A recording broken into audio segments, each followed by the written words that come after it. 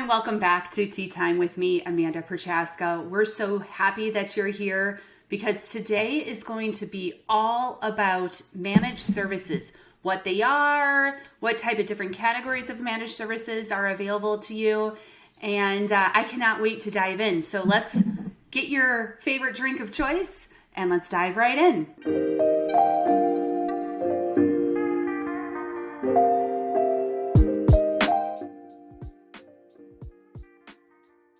Welcome back. So today I am drinking in one of my favorite pretty cups, right? It's a pretty cup.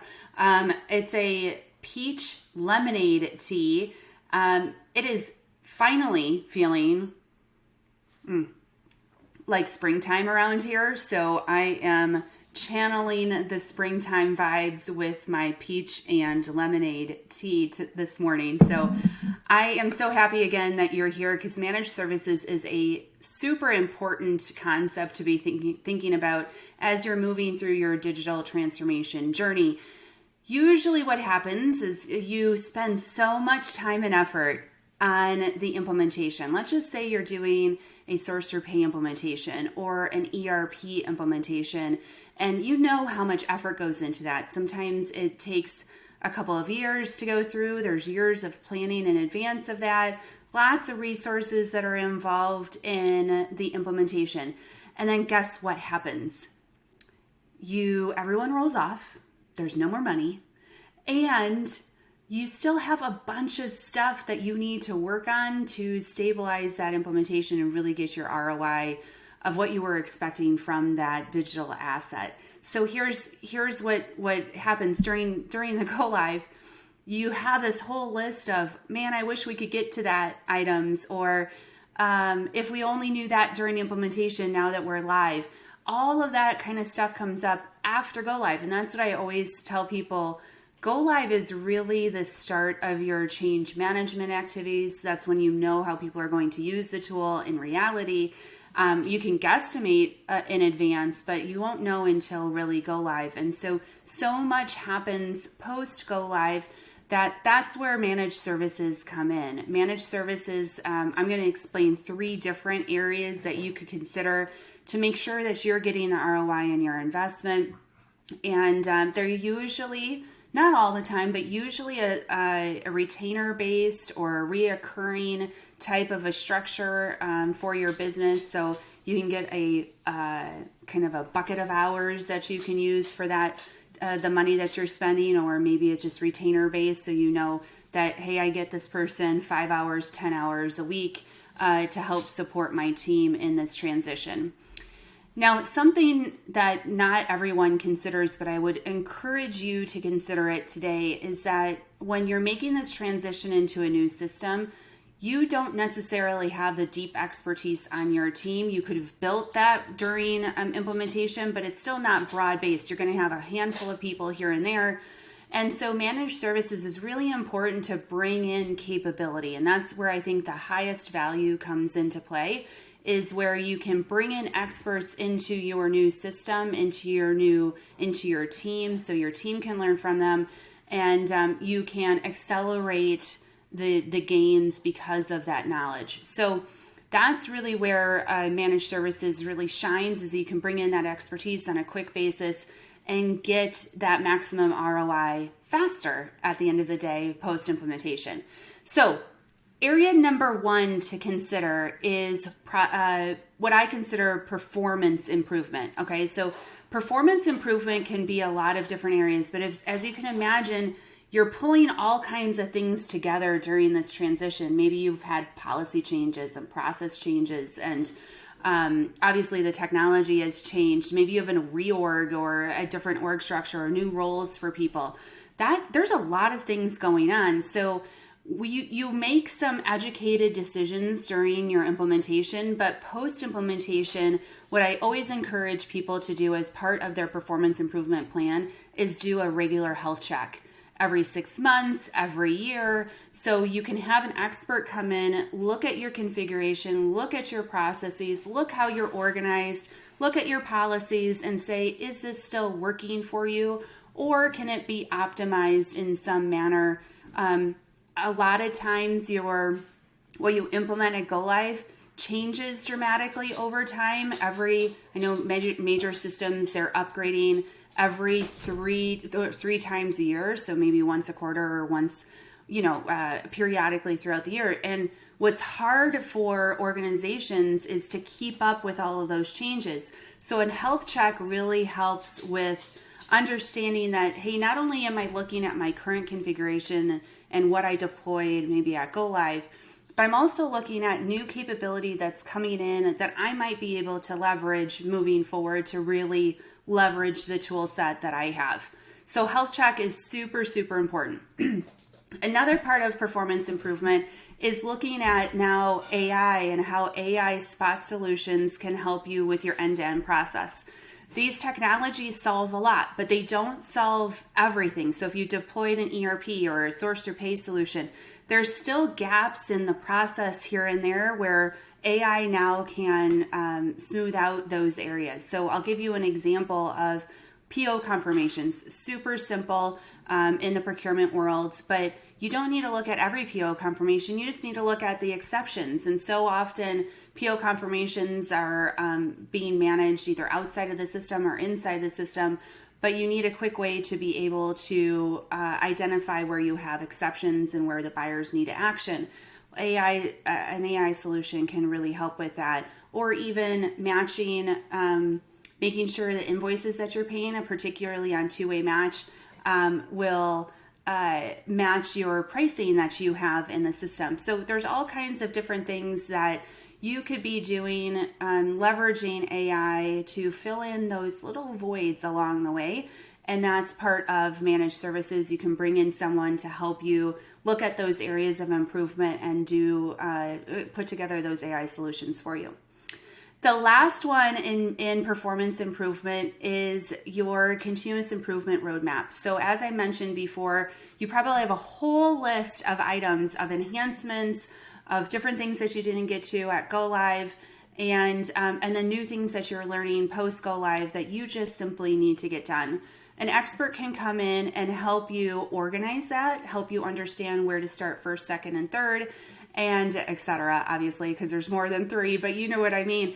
And then help you project manage all of that work so that you can accelerate and make sure that that work gets done, because sometimes people are just so exhausted after one of these major go lives that it's like, oh my gosh, now we have to go into continuous improvement, and maybe you've rolled off your previous PM, and this person can come in and help you roadmap and then actually execute.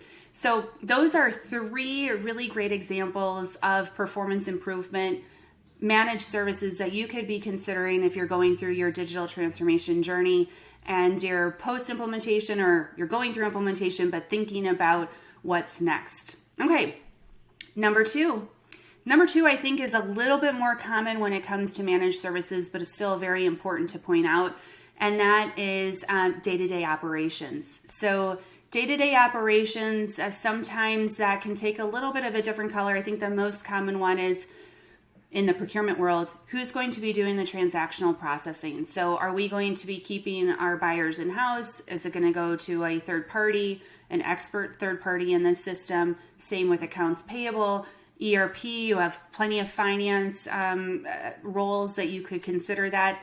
Is it important to upskill your internal team, or is this an opportunity to look at bringing in a third party who are experts in your new system so that you can maybe leverage their expertise more efficiently or effectively so you can be more efficient?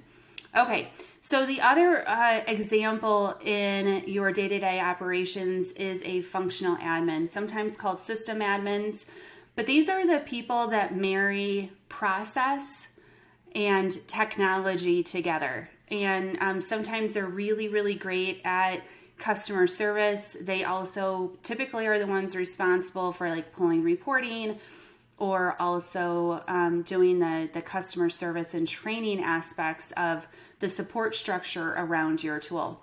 So functional system admins are deep experts in your technology, and they know not only how things can be configured, but sometimes they know the workarounds.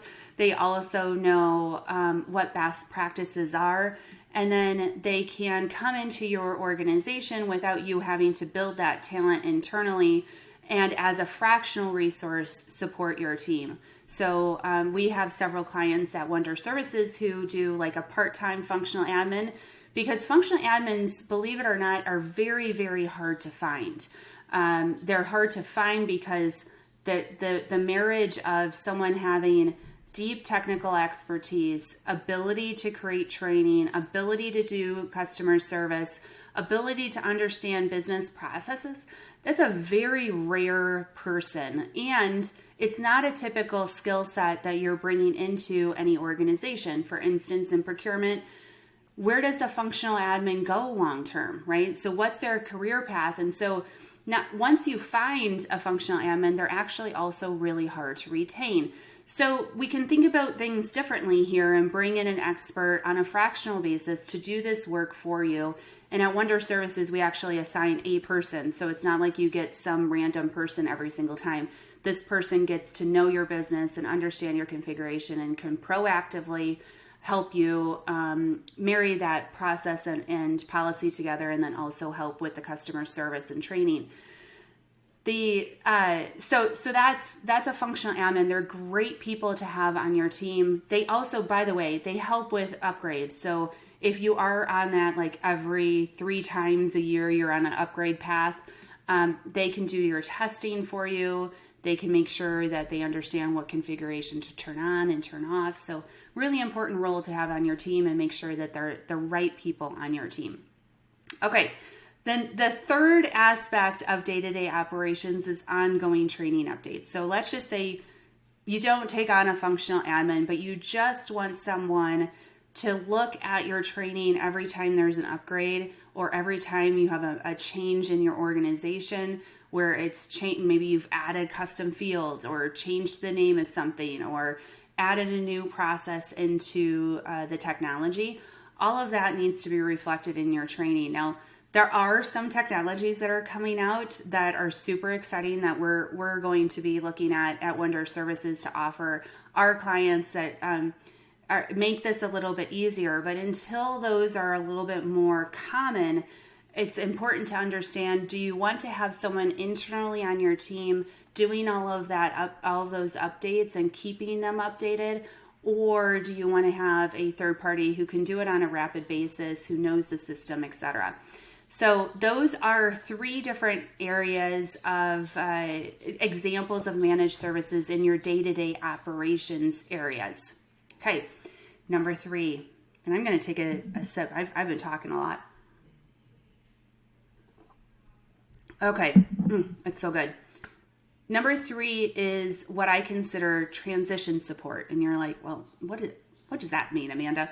So often when these technologies are deployed, and I'll keep on using ERP and Procure Tech solutions, is that you're trying to take your organization from tactical to strategic. And while these technologies allow for that capability, they allow for automation, they allow for maybe work to be more seamless, so you don't have to have people focusing their efforts there. They can focus their efforts on more strategic items. But what people forget is that is actually really hard to do, to take someone who's been doing transactional work and get them to be strategic thinking or thinkers. It's a different skill set. It's less, I would say, technical, more soft skills. So that transition is extremely difficult for organizations to go through. Not everyone's going to make it as an individual. A lot of people just like what they do, right? They like the transactional processing. Some people do want the opportunity to move forward into strategic, but they need to have a skill set that is increased along the way. So that's what I mean, transition support. You're taking your team from one thing to another.